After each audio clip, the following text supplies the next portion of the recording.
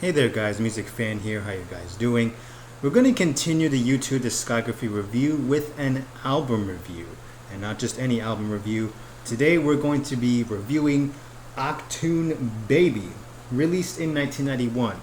This is of course a very pivotal moment in U2's discography in their catalog, and so we're going to go a review of it right now. And as a matter of fact, U2 reinvented themselves with this album. Why can't I reinvent myself? Hold on a second.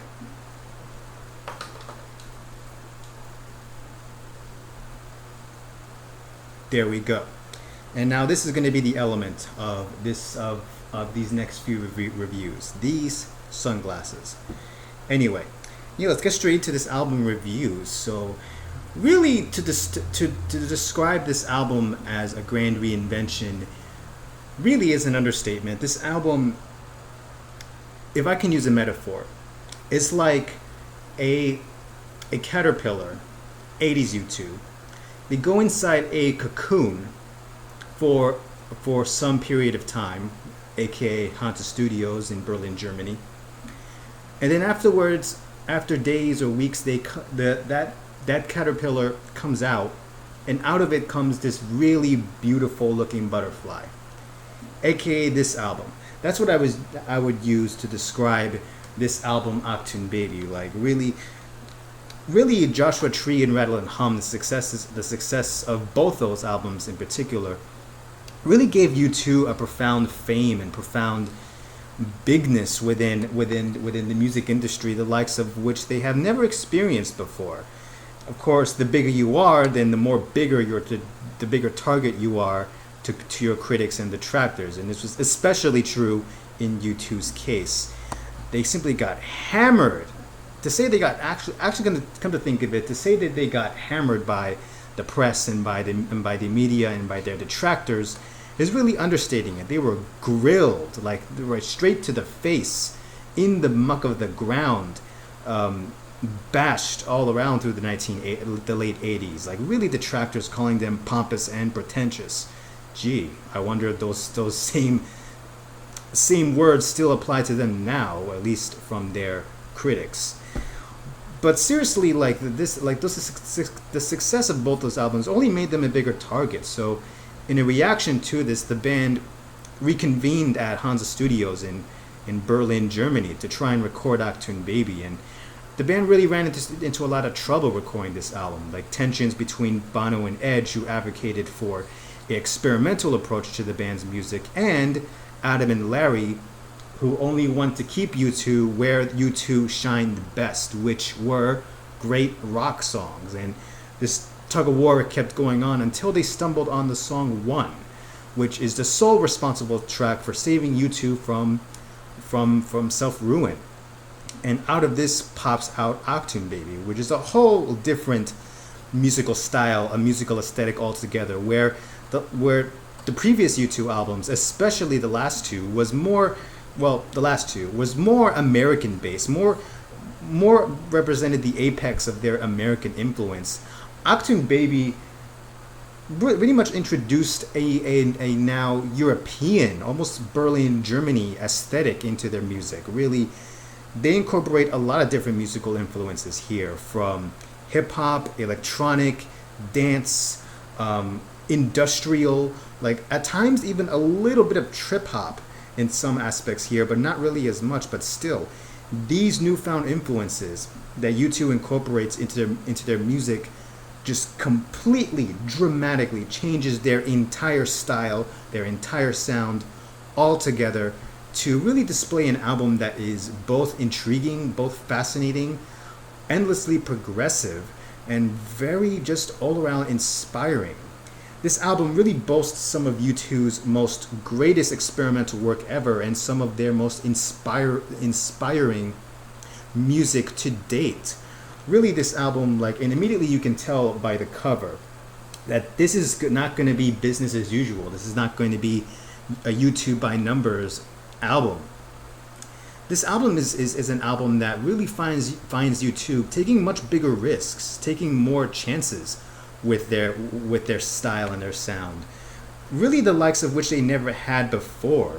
And And really, with these tracks, you get super highly experimental tracks, such as the opener, Zoo Station. If you listen to that track, and either that track or track number 7, The Fly, that song in particular, it's a whole new feeling of shock when you first hear these tracks. Like if you're a U2 fan and you were growing up with U2 of the 1980s, and the last thing you knew of them was All I Want Is You, the last track off of Rattle and Hum, and you put either Zoo Station or The Fly, the first thing you put either of those songs on, I mean, the change, the change between those songs and that last song in particular is so, I don't know what's the word I can use to describe it. It's so there's such a lack of correlation between Zoo Station, The Fly, and All I Want Is You. The styles are just so completely different. And you really get these tracks that have U2 experimenting with a lot of different styles and sounds. Of course, they experiment with dance music, electronic music, hip-hop music somewhat, and even a little bit of industrial. The Fly, that track is just so monstrous when you first hear it. Is that maddening, insane guitar sound that the Edge brings into this particular track, as well as Zoo Station, which really has these blasts of dissonant electronic distorted noises going on within the first couple of seconds of this particular track, and it's just simply one of the most fantastic openers to an album ever. Other tracks here, such as Even Better Than the Real Thing, Until the End of the World, Mysterious Ways also in particular, really boast U2 at their most fluid and their most danciest. Really, this is a majority of the songs off this album are probably U2 at their most groove orientated and their most danciest. Of course, the whole dance aesthetic comes from, of course, if you have to remember that around the late 80s and the early 90s, the Manchester baggy scene was appearing with bands like the Happy Mondays and the Stone Roses in particular. And U2 at first really finding themselves really stagnated against this kind of sound, and instead of them conforming to this sound, they take parts of this sound and kind of add it to their own style, which really you get kind of a Manchester vibe in tracks such as Zoo Station, or tracks such as Mysterious Ways, tracks like Until the End of the World in particular, a really tribal dancey vibe here. At the same time, you also get tracks that are some amongst some of U2's most darkest and some of their most intimate. I think of tracks like So Cruel, which is a song about possession and desire. I also think of the last three tracks off this album: Ultraviolet, Light My Way, Acrobat, and Love Is Blindness. I mean, these final three tracks are amongst probably U2 at their most bleakest and their most darkest in their catalog. These three tracks, especially Ultraviolet, which really, along with the track 1, which really in of itself deserves its own song review, really kind of is reminiscent towards U2 of old, except really it's a much more darker and more desperative pleading of a track with that particular song. Acrobat, lyrically kind of acknowledging the band's own hypocrisy, kind of the band looking at themselves in their face and just kind of seeing that the things that they do, and especially Bono, the things that he does and the things that he says may not be right 100% of the time, and that even he can come out to be a complete hypocrite, just like his detractors often depict him. And he admits that with this particular track. And Love Is Blindness, possibly one of the most brilliant closers to an album, let alone a U2 album ever. This track really personifies darkness and personifies loss. Of course, like the lyrical content of this album are informed of the Edge's breakup with his first wife, and which really informs some of the lyrics within the more darker tracks off this album, especially Who's Gonna Ride Your Wild Horses is another track that reminds me of this particular lyrical inspiration for that track. And Love Is Blindness really edges just broken and just very like pulling your teeth out of your mouth guitar solo is really just a much more eloquent, emotive musical part of that evokes brokenness, that evokes sorrow. Especially in the last few tracks, last few seconds of this song, Love is Blindness, which is his guitar tone. Just the way he performs that is just so stellar and it's just so evokes brokenness, so and of course like the track 1. Again, I could make itself in of itself its own track review with this song. Really is U2 at their most broken and yet at their most inspiring. Really, for me to describe this song would mean to babble all over the place, but I still want to review this song in of itself as a track review, and I will at some time soon.